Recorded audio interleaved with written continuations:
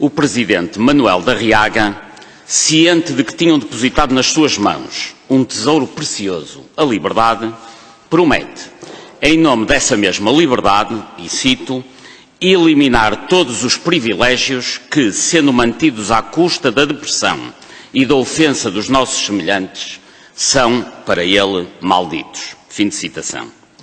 A eliminação de privilégios malditos, porque o são à custa de uma sociedade deprimida, deve ser a primeira das preocupações da Assembleia, que é herdeira do nome e dos princípios da República de Manuel da Riaga. Justamente por ser da República, esta Assembleia deveria combater todo o tipo de privilégios indevidos na defesa da ética republicana e dos ideais de liberdade e igualdade que informam o mundo democrático contemporâneo. Mas, se é verdade que hoje vivemos em liberdade, é também certo que, infelizmente, a nossa democracia carece de um enorme aprofundamento e melhoramento. A proximidade entre interesses privados e o bem público é, à época que vivemos, a regra vigente da promíscua política nacional. Este é um problema generalizado que se tem feito sentir nos diversos governos, nas entidades reguladoras, mas que assume particular relevo e particular simbolismo naquele que é o primeiro dos órgãos representativos do regime, o Parlamento. No Parlamento português, nas últimas legislaturas, têm sido inúmeros os deputados que, de forma aparente, potencial ou real, se colocaram ou colocam em situação de conflito de interesses. As ligações empresariais dos deputados fazem-se sentir nos múltiplos setores, mas principalmente naqueles em que a promiscuidade com o Estado é mais rentável, das obras públicas ao ambiente, das finanças à saúde, da agricultura à promoção imobiliária. Há dezenas de deputados que acumulam a função parlamentar com a de administrador, diretor, consultor ou advogado de empresas que desenvolvem grandes negócios com o Estado.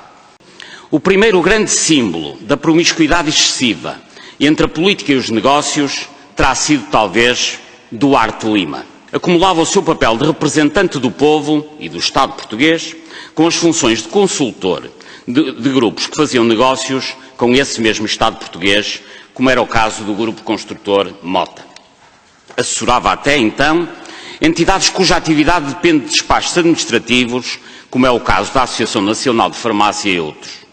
Quem servia então este ex-líder parlamentar Duarte Lima? O povo que o elegera ou as empresas que lhe pagavam? Além de mais, este deputado está ainda intimamente ligado a negócios com o banco que constitui, quiçá, o maior escândalo empresarial deste regime, o Banco Português de Negócios.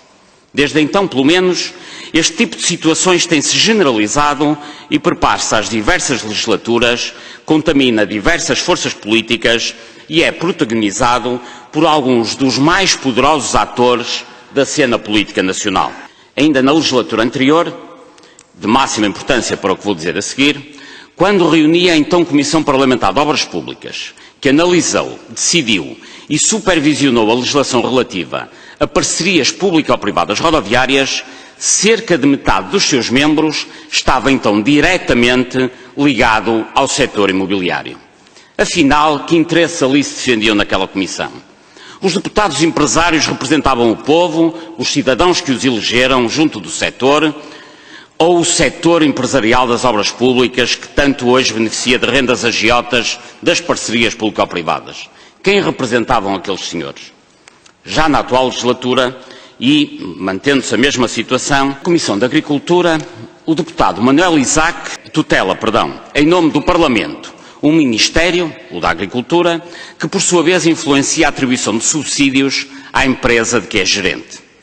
O atual Presidente da Comissão Parlamentar de Segurança Social, o deputado José Manuel Canavarro, é consultor do Montepio Geral, banco cuja ação se situa na área da solidariedade. O deputado Ricardo Batista Leite, quando se desloca a eventos, comemorações e inaugurações, fala hoje na dupla e ambígua representação, ora da Assembleia da República e do Povo, ora da Glint Healthcare Solutions. O deputado Couto Santos, membro da mesma comissão e que simultaneamente acumula como administrador da Monte Adriano, entre outras construtoras, sempre que estão em causa obras em hospitais, centros de saúde ou outros equipamentos de saúde. Comissão hoje, talvez a mais importante, aquela que acompanha o Programa de Assistência Financeira a Portugal, que tem por funções fiscalizar as medidas previstas no Memorando de Entendimento com a Troika, nomeadamente alienações de capital público na EDP e da REN, a privatização da exploração aeroportuária ou até o apoio à recapitalização da banca. Nesta mesma comissão tem assento o deputado Miguel Frasquilho, que trabalha na SI, entidade do Grupo Financeiro Espírito Santo, que ainda por cima é justamente a empresa que assessorou os chineses na compra da EDP. A que se juntava até bem pouco tempo o deputado Adolfo Mesquita Nunes, hoje membro do Governo, e que é simultaneamente advogado da poderosa sociedade Moraes Leitão Galvão Teles Soares da Silva e Associadas, justamente o escritório de referência no setor da eletricidade em Portugal.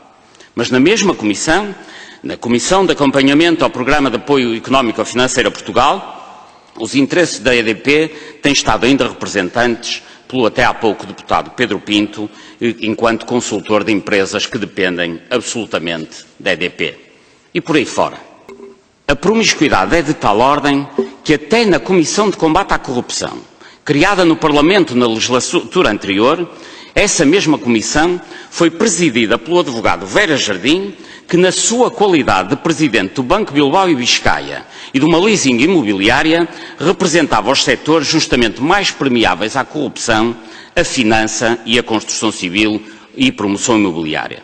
Já para nem falar do seu então vice-presidente, Lobo Dávila, hoje governante, que pertencia aos mais diversos órgãos sociais das empresas de Miguel Paes do Amaral, com inúmeras e permanentes ligações a negócios com o Estado. O atual presidente da Comissão Parlamentar de Defesa, Matos Correia, seja justamente advogado no mesmo escritório que o seu antecessor na função, o anterior presidente da mesma Comissão Parlamentar, José Luís Arnaud, cujo sócio é justamente o ex-ministro também da Defesa, Dr. Rui Pena.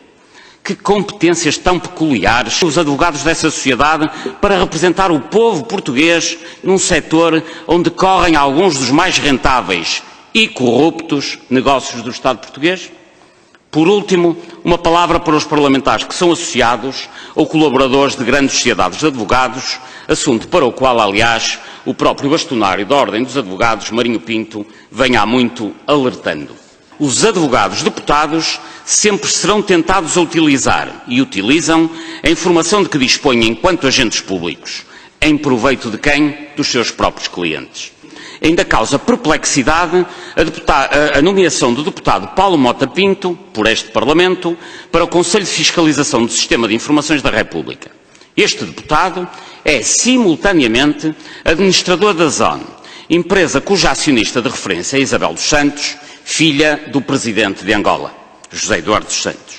Assim, temos hoje em Portugal um homem de confiança direta ou indireta do regime angolano a superintender em nome deste Parlamento, em representação do povo português, a atividade dos serviços portugueses de informação. Há ainda outras situações muito difíceis de entender. Não se percebeu à época a nomeação do ex-deputado Ricardo Rodrigues, que foi condenado por tirar gravadores a jornalistas para o Conselho Geral, vejam bem, do Centro de Estudos Judiciários. Chega a ser irónico e revela até desrespeito pelo próprio Centro de Estudos Judiciários. Os interesses privados capturaram os agentes políticos. Esta situação torna-se hoje insustentável sob o ponto de vista da higiene da nossa democracia. É, pois, agora urgente restaurar a democracia. Os deputados que são da nação devem representar o seu próprio povo e não o polvo de interesses que se alimentam do orçamento, ou seja, dos impostos de todos os portugueses. Para erradicar esta teia de negócios que domina a política, o Parlamento deveria agora criar um regime de incompatibilidades muito restritivo para os detentores destes cargos públicos, até que os interesses malditos de que falava o Presidente Arriaga deixem de estar representados no Parlamento e passem de uma vez por todas a ser combatidos pela Assembleia da República, e de cuja resolução depende, na minha opinião, a sobrevivência desta democracia já moribunda. Uma democracia autêntica deveria orgulhar-se do seu Parlamento. Vivemos hoje tempos em que o povo português revê na sua classe política as palavras de Luís de Camões, no canto 7º dos Lusíadas, que se recusava a cantar, e abro aspas, a quem, com hábito honesto e grave, veio no ofício novo a despir e roubar o seu próprio povo. Fim de citação. Senhor Deputado Mendes Bota, muito obrigado. Bem-aja por ter promovido este debate no Parlamento. Saibamos todos, pois, aproveitar a pouca energia que ainda nos resta desse ténue sopro de liberdade. Muito obrigado. Só lhe perguntava uma coisa. Quantos processos judiciais é que essas declarações já lhe trouxeram? Já foi condenado ou não? Que processos é que estão neste momento em curso? Porque é evidente, eu falei com vários colegas que fazem parte da lista das acusações, portanto que o Sr. Dr. Paulo Moraes mete o dedo na ferida e diz aqui há situações claras de incompatibilidade e de conflito de interesses. Eu próprio os convidei a vir aqui, porque eu digo, se o Sr. Doutor escrevesse de mim aquilo que escreve desses colegas, pode ter a certeza que no primeiro virado de esquina onde o senhor estivesse a falar, eu estaria lá a confrontá-lo, porque quem não deve não teme. E, portanto, é uma oportunidade perdida de alguns colegas terem vindo aqui e nós também ouvirmos os argumentos do outro lado. As incompatibilidades e os conflitos de interesses não existem apenas no Parlamento. Em Portugal é um fenómeno generalizado na política, no Governo, no Banco de Portugal, nas entidades reguladoras, nas maiores câmaras. Portanto, isto é um problema generalizado. Naturalmente que eu hoje falei aqui apenas da incompatibilidade de deputados, primeiro porque é o tema do debate, e em segundo lugar porque a incompatibilidade dos deputados e este tipo de conflitos de interesse é particularmente mais grave porque, queiramos ou não, a Assembleia da República é sede da democracia, enquanto sede tem outro tipo de responsabilidade de parlamentares. Que está nesta situação ambígua de ser deputado e ter interesses privados é de facto de dezenas, não é efetivamente a maioria. Quando nós falamos de um Parlamento de 230, devem ter reparado que eu falei, algumas dezenas, são cerca de 50 e tal, que têm este tipo de conflitos de interesses mais patentes. O que quer dizer que há uma maioria que não tem este problema. O que é grave, no meu ponto de vista, é que toda essa maioria de deputados deveria tentar resolver este problema. Ou seja, eu acho que todos aqueles que não fazem nada no sentido de mudar este tipo de situação, não sendo culpados, são cúmplices. E, de facto, a única exceção é, efetivamente, o deputado Mendes Bota, que, pelo menos, está aqui preocupado com o assunto, e eu não tenho visto, e falo com muitos parlamentares, igual preocupação de parte de mais nenhum deputado, a não ser, de facto, honra-lhe seja feita, o deputado Mendes Bota, porque há aqui um pequeno problema, é que, curiosamente, os que fazem mais negócios são os que, na hierarquia partidária, têm mais poder. E, portanto, são esses que têm possibilidade de escolher os outros, que, das duas, uma, ou estão ali para os pagiar e abanarem a cabeça a tudo que sim. O único processo que eu tive até hoje de deputados por causa deste tipo de intervenções foi de um deputado que se chama Altino Bessa,